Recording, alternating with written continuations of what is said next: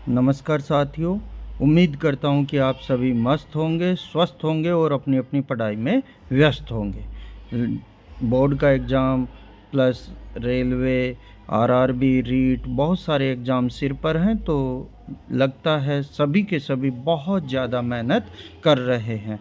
इससे पहले मैंने कहा था कि मैं 9, 10, 11, 12 के चैप्टर बाय चैप्टर आपके सामने प्रस्तुत करूँगा साइंस के। तो इससे पहले मैंने 2 कोटेशन डाले थे।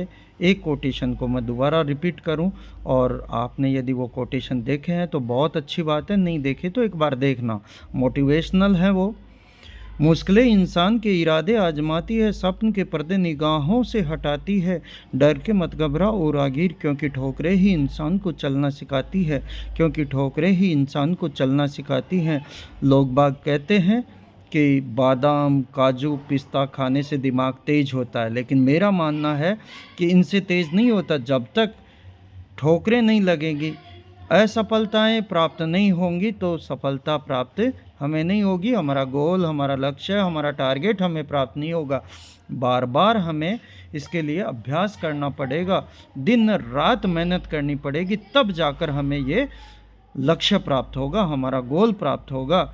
ये मैंने बताया आपको 9th class RBSE Hindi medium का 12वां चैप्टर है, प्राकृतिक संसाधनों में सुधार। 2 शब्दों से मिला हुआ है ये। खाद्य पदार्थों में हम पढ़ेंगे इसके बारे में। एक शब्द है संसाधन।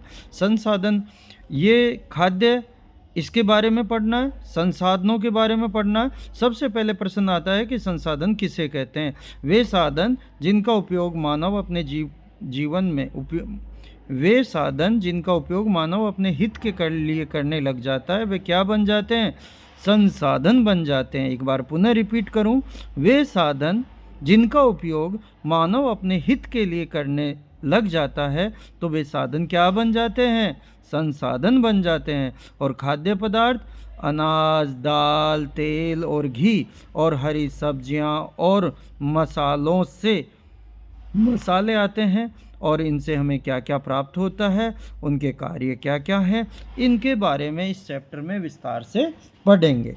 और ये सभी के सभी, इनमें सुधार की भी ज़रूरत है, ताकि बढ़ती हुई आबादी को अच्छे ढंग से खाद्यान्न की पूर्ति हो सके।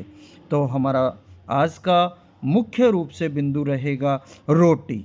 रोटी से हमें क्या क्या प्राप्त होता है, क्योंकि हम रोज़ खाना खाते हैं, और उस खाने से हमें क्या क्या प्राप्त होता है, केवल रोटी के बारे में जानकारी लेंगे। इसके बाद हम पढ़ेंगे दालें, दालों के बाद पढ़ेंगे तेल और घी, उसके बाद पढ़ेंगे हमें विटामिन और खनिज लवण। 4 बिंदु पढ़ेंगे, 4 बिंदुओं के बाद अगला बिंदु स्टार्ट करेंगे। इस तरीके से टॉपिक बाय टॉपिक हम इम्पॉर्टेंट क्वेश्चनों के बारे में जानकारी प्राप्त करेंगे और उन्हें याद करेंगे।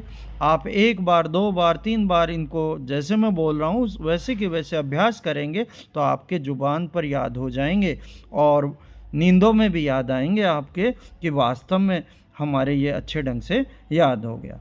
मैं स्टार्ट कर रहा हूँ। पहला हम लेते हैं रोटी। रोटी खाने से हमें क्या प्राप्त होता है? कार्बोहाइड्रेट। कार्बोहाइड्रेट से हमें क्या प्राप्त होती है? ऊर्जा। ऊर्जा कहाँ बनेगी? माइटोकॉन्ड्रिया में। ऊर्जा किस रूप में बनेगी? एटीपी में। और इस माइटोकॉन्ड्रिया की खोज किसने की? अल्टमान ने की। कई किताबों में इसका नाम कोलिकर दे रखा है।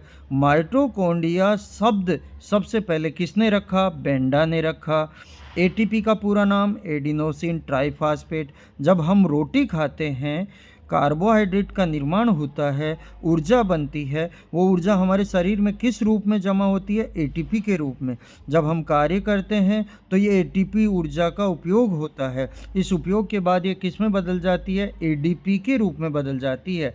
जब हम दोबारा खाना लेते हैं तो ये खाने से दोबारा हमारे शरीर में एटीपी का निर्माण होता है, और हम इसी तरीके से कार्य करते रहते हैं। एक बार माइटोकॉन्ड्रिया के बारे में हम देखें कि ये जो ऊर्जा बन रही है, इस ऊर्जा का उपयोग खिलाड़ी तुरंत ऊर्जा प्राप्त करने में करते हैं, क्योंकि इसको ग्लूकोज कहते हैं। ग्लूकोज का सूत्र C6H12O6 होता है, और वायवीय श्वसन के दौरान एक ग्लूकोज के अणु का अपघटन होता है तो उससे 38 एटीपी बनते हैं। कितने एटीपी बनते हैं? 38 एटीपी बनते हैं। और एक एटीपी में कितनी ऊर्जा होती है? 30.5 कैलोरी ऊर्जा होती है। ये 10th में बोर्ड में आया हुआ क्वेश्चन है, तो वहीं से उठाकर मैंने इसको रख दिया। और जैसे मैं बता रहा हूँ कि हमारे चैनल का नाम ही 360 डिग्री है, इस रोटी के आधार पर मैं सारे जो भी प्रश्न बनते हैं वो आपके सामने रख रहा हूँ। और 360 डिग्री पर अपन तैयारी कर रहे हैं, टॉपिक बाय टॉपिक जो भी प्रश्न बनेगा उसे ले रहे हैं। अब माइटोकॉन्ड्रिया को कोशिका का शक्तिगृह कहते हैं। ये माइटोकॉन्ड्रिया जो है इसे कोशिका का शक्तिगृह कहते हैं, कोशिका का पावर हाउस कहते हैं। हमारी बॉडी में जो ऊर्जा बनती है वो ऊर्जा या मुद्रा, हमारे शरीर में ऊर्जा की मुद्रा का नाम बताइए तो हम कहेंगे एटीपी। एक बार पुनः, हमारे शरीर में ऊर्जा की मुद्रा का नाम बताइए तो एटीपी। एटीपी का पूरा नाम बताइए, देखें, एडिनोसिन ट्राइफॉस्फेट। आपने पहले भी पढ़ा है, दोबारा इसको रिपीट कर रहे हैं, एडिनोसिन ट्राइफॉस्फेट। एडीपी का पूरा नाम एडिनोसिन डाइफॉस्फेट और एटीपी का पूरा नाम एडिनोसिन ट्राइफॉस्फेट। इस तरीके से हम देखते हैं कि रोटी चाहे अपन गेहूं की खाएं, बाजरे की खाएं, मक्के की खाएं और नांद और तंदूरी, रोटी शब्द आते ही हमारा ध्यान कहाँ जाएगा कि रोटी खाने से क्या मिलेगा? कार्बोहाइड्रेट। और कार्बोहाइड्रेट से क्या मिलेगा? ऊर्जा। और ऊर्जा का सूत्र क्या होता है? C6H12O6। अस्पतालों में जो भी बोतल चढ़ाई जाती हैं वो ग्लूकोज के रूप में ही होती है, और ग्लूकोज का सूत्र क्या होता है? C6H12O6। इस ग्लूकोज